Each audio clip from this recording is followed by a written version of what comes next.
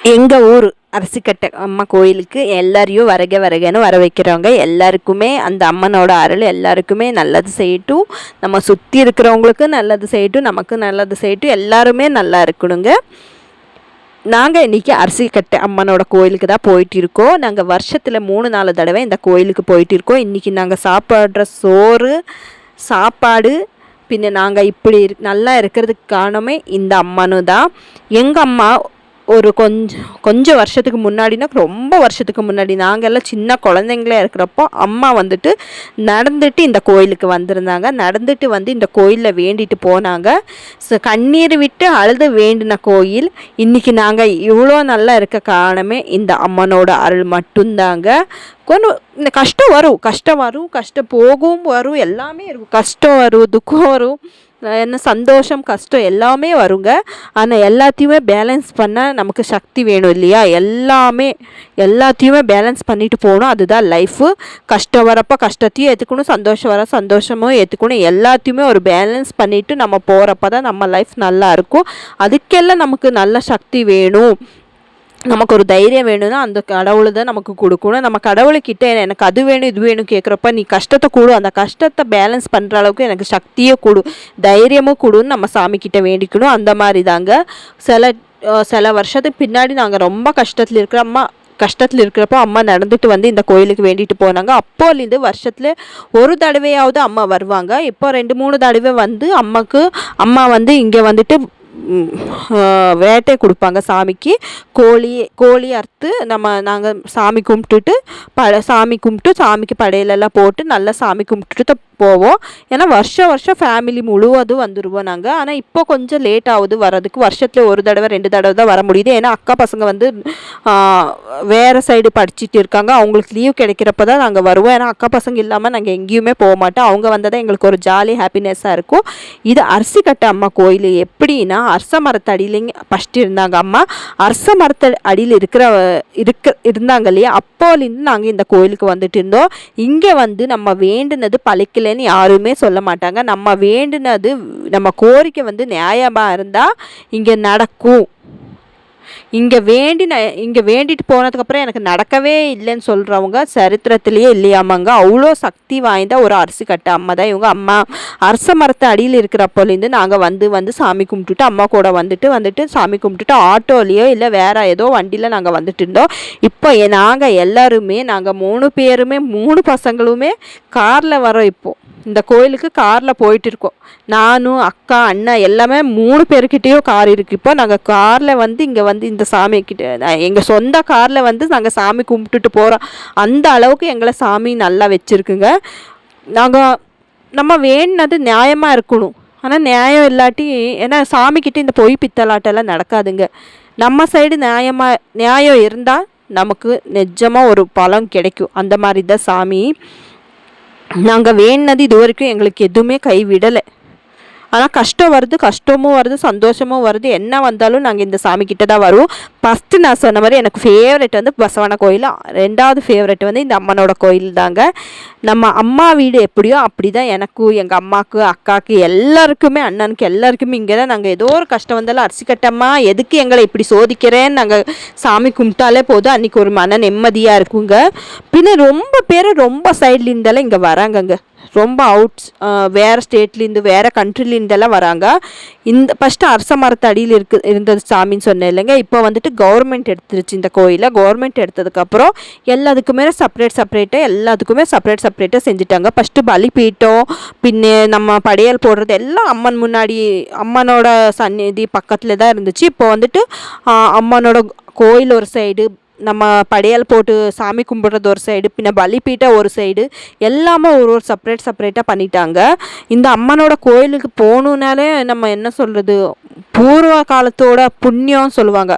அவ்வளோ புண்ணியம் பண்ணியிருந்தால் மட்டும்தான் அம்மனோட தரிசனம் கிடைக்கும். அரசிக்கட்டை அம்மா அப்படின்னு நாங்கள் உள்ள இப்போ வந்ததுக்கப்புறம் காலிக்கை மூஞ்சியெல்லாம் கழுவிட்டு அம்மனை தரிசனம் பண்ண போயிட்டோம். எந்த கோயிலுக்கு போனாலும் அது என்னன்னு எனக்கு தெரியாதுங்க, அழுகை வந்துடும். என்னையும் தாண்டி எனக்கு அழுகை வந்துடும். அதுலேயும் அரசிக்கட்டை அம்மா மூஞ்சியை பார்க்கும்போது, அம்மாவோட அந்த ஃபேஸை பார்க்கும்போது எனக்கு ரொம்ப அழுகை வந்துடுங்க. ஃபஸ்ட்டு ஒரு கல் ரூபத்தில் இருந்துச்சு அம்மா. இப்போது சிலையெல்லாம் வச்சு கவர்மெண்ட் எடுத்ததுக்கப்புறம் சிலையெல்லாம் வச்சு சூப்பராக பண்ணிட்டாங்க கோயில். ஆனாலும் இப்போவும் வந்துட்டு நம்ம இந்த தேங்காய் பழையெல்லாம் வெளியில் உடச்சி சாமி கும்பிட்டுட்டு தான் உள்ளே வந்து அம்மனை தரிசனம் பண்ணணும். ஃபஸ்ட்டு நாங்களே சாமி கும்பிட்டுட்டு இருந்தோம். ஃபஸ்ட்டு நம்மளே நல்லா நாங்கள் போய் அம்மனுக்கு பூஜை பண்ணிட்டு இருந்தோம். உள்ளே போய் நம்மளே பூஜை எல்லாம் பண்ணிட்டு இருந்தோம். இப்போ அதெல்லாம் ஆகாது. இப்போ பூசாரி இருக்காங்க, அவங்க தான் நமக்கு பூஜை பண்ணி கொடுப்பாங்க. நம்ம இப்போ எந்த சாமியெல்லாம் தொடுறதுக்கு இல்லை. ஃபஸ்ட்டெல்லாம் நம்ம லேடிஸே போயிட்டு மஞ்சள் குங்குமெல்லாம் போட்டு நல்லா ஊதுபத்தி இந்த கற்பூரம் எல்லாம் காட்டி நம்மளே சாமி கும்பிட்டுட்டு இருந்தோம். சாமிக்கு பூ போட்டு இப்போ நம்ம சாமிக்கிட்டேயே நெருங்க முடியாது. ஆனால் நாங்கள் ரொம்ப புண்ணியம் பண்ணியிருக்கோங்க. நாங்கள் ரொம்ப லக்கின்னே சொல்லலாம். நாங்கள்லாம் போய் அம்மாவை தொட்டு வணங்கி நாங்கள் சாமி கும்பிட்டு இருக்கோம். சின்ன வயசுல எல்லாம் போய் தொட்டு வணங்கி சாமி கும்பிட்டுருக்கோம். அரச மரத்து அடியில் இருக்கிறப்போ அந்த மாதிரி தாங்க எல்லாரும் அவங்கவுங்களே சாமி கும்பிட்டுட்டு வருவாங்க. இப்போ யாருமே அப்படி பக்கத்தில் போக முடியாது. அந்த கேட்டுக்கு இந்த பக்கம் நின்று தான் சாமி கும்பிடணும். பூசாரி தான் இப்போ நாங்கள் சாமி எல்லாம் கும்பிட்டு பூஜை பண்ணி கொடுப்பாங்க. இங்கே என்னடா விசேஷம்னா ஈரல் சுட்டு வைக்கிறது தான் இந்த அம்மனுக்கு விசேஷம். பன்னி ஆகட்டும், ஆடாகட்டும், கோழி ஆகட்டும், நீங்கள் நம்ம வேண்டினது நமக்கு பழிச்சிருந்தா, நம்ம வேண்டினது நடந்திருந்தால் அந்த சாமிக்கு நம்ம இப்போ வேண்டுனா கோரிக்கை நடந்திருந்தா அந்த சாமிக்கு வந்துட்டு நம்ம ஆட்டுது பண்ணிது இல்லாட்டி நீங்கள் என்ன வேட்டை குடிக்கிறீங்களோ, பன்னி வேட்டை கொடுத்தா பன்னியோட ஈரல், ஆடோட வேட்டை கொடுத்தா ஆட்டு ஈரல், இல்லை கோழி வேட்டை கொடுத்தா கோழியோட ஈரல் சுட்டு சாமிக்கு படையல் போட்டு சாமி கும்பிடணும். நாங்கள் இந்த வாட்டி 2 நாட்டுக்கோழி வேட்டை தான் கொடுத்துருந்தோம் அம்மனுக்கு. அதுதான் அந்த ஈரல் தான் சுட்டு நாங்கள் இன்றைக்கி இந்த வாட்டி படையல் போட்டு சாமி கும்பிட்டோம். இப்போது சிலிண்டர் ப்ராப்ளம் ரொம்ப இருக்கிறதுனால நாங்கள் வீட்லேருந்து சிலிண்டர் எடுத்துகிட்டு வந்துட்டோம். இங்கே வந்து கேஸ் அடுப்பு மட்டும் 100 ரூபாய்க்கு வாங்கி நாங்கள் சமைச்சோம். ஃபஸ்ட்டெல்லாம் நாங்கள் இந்த கோயிலுக்கு வரும்போது ஏதாவது ஒரு மரத்தடியில் உட்காந்து தான் நம்ம அம்மா சமைச்சு சாமி கும்பிட்டுட்டு இருந்தோம். இப்போ மரத்தடியிலலாம் யாருமே உட்கார முடியாது. எல்லாமே ரூமை கட்டி விட்டுட்டாங்க. டியூஸ்டே வெள்ளிக்கிழமை, செவ்வாய்க்கிழமை, பின்ன ஞாயிற்றுக்கிழமை, இந்த 3 கிழமை வந்தால் மட்டும், இந்த 3 டேஸ் மட்டும் ரொம்ப ரஷ்ஷாக இருக்கும். அப்போ மட்டும் நம்ம ரூமை புக்கிங் பண்ணிட்டு தான் வரணும். இல்லாட்டி ரொம்ப கஷ்டமாயிடும். நாங்கள் சண்டே வந்ததுனால எங்களுக்கு ரூம் கிடைக்கவே இல்லை. ரூம் புக் பண்ணாமல் நாங்கள் வந்துட்டோம். அதனால எப்படியும் தேடி பிடிச்சி ஒரு ரூமு வாங்கிட்டோம். அப்புறமா நாங்கள் சமைச்சி சாமிக்கு படையலெல்லாம் போட்டு நல்லபடியாக சாமியெல்லாம் கும்பிட்டதுக்கப்புறமா எல்லாம் சாப்பிட்டுட்டு அம்மானை மறுபடியும் போய் தரிசனம் பண்ணிவிட்டு நாங்கள் வந்துட்டோம். சூப்பராக இருந்துச்சுங்க. உண்மையாக சொல்லணுன்னா இந்த கோயிலுக்கு வந்து வேலை நடக்கலை, எங்களுக்கு வேலை ஆகலைன்னு யாருமே சொல்ல மாட்டாங்க. 200% எல்லாருக்குமே வேலையாகும். பின்ன ரொம்ப வருஷமாக குழந்தை இல்லாதவங்களும் இங்கே வந்து மடிப்பிச்சை கேட்டு குழந்தை பிறந்திருக்கு. பின்ன எனக்கு வேலை ஆக மாட்டேங்குது. எந்த வேலைக்கு போனாலும் எங்களுக்கு சரியாக மாட்டேங்குது. வீட்டுக்குள்ளே ஒரு நிம்மதி இல்லை. பின்ன வீடு கட்டிகிட்டு இருக்கிறது அப்படியே தடையாகுது. பின்ன நாங்கள் ஏதோ ஒன்று பண்ண நினச்சா அது ஆக மாட்டேங்குது. இப்படியெல்லாம் வேண்டிக்கிறவங்களுக்கு இந்த சாமிக்கு ஏதாவது ஒரு சொல்யூஷன் இந்த என்ன சொல்கிறது, ஏதோ ஒரு ரூபத்தில் நமக்கு அந்த பரிகாரம் கிடைக்கும்னு நான் நம்புகிறேன். என்னோட பர்சனல் ஒப்பீனியன் நான் நம்புகிறேங்க. ரொம்ப இந்த சாமியை நம்பணும்.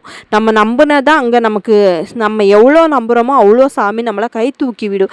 நம்ம ஜனங்களை நம்புறதை விட சாமியோட காலை பிடிச்சிட்டு நீ தான் எனக்கு கெதி, உன் காலை நான் பிடிச்சிருக்கேன், என்னை விட்டுறாது, எனக்கு ஒரு நல்ல வழியை காட்டுன்னு வேண்டுனாலே போதுங்க. நமக்கு நல்ல வழியை சாமி, நம்ம தப்பு பண்ணியிருந்தாலும் நம்மளை தப்பாக மன்னிச்சு சாமி நமக்கு ஒரு அவகாசம் கொடுப்பாங்க நம்ம திருந்துறதுக்கு. அதே நம்ம ஜனங்க காலை பிடிச்சோன்னா நம்ம முன்னாடி பரிதாபமாக பேசிட்டு பின்னாடி போய் நம்மளை பற்றி சொல்லி சிரிப்பாங்க. அவ்வளோதான்.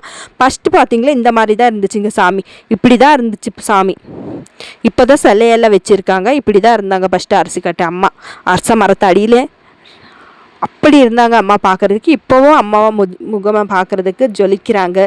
நம்ம அம்மா பார்க்குறதுக்கு என்ன சொல்கிறது, வார்த்தையே இல்லைங்க. நம்பணுங்க, நம்பிக்கை தாங்க எல்லாமே. ஜனங்களை நம்புறதை விட சாமியை நம்பிட்டு போகல. இதுதாங்க நம்ம படையலை போட்டு கும்பிடுற இடம். இப்போ எல்லாத்துக்குமே வேறு இடம் பண்ணிட்டாங்க. படியலை போட்டு சாமி கும்பிடுறது இந்த இடத்துல தான். தேங்காய் பழம்லாம் உடச்சி சாமி கும்பிடுவாங்க படையலை போட்டு.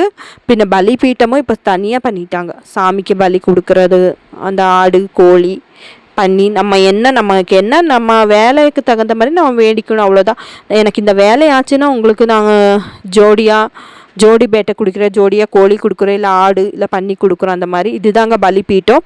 இங்கே தான் நமக்கு சாமிக்கெல்லாம் பலி கொடுக்குற இடம் எல்லாம் இதுதாங்க. இந்த வீடியோ உங்களுக்கு பிடிச்சிருந்தா நல்லா வேண்டிக்கோங்க. சாமியோட பக்தி இருந்தால் ஷேர் பண்ணுங்க.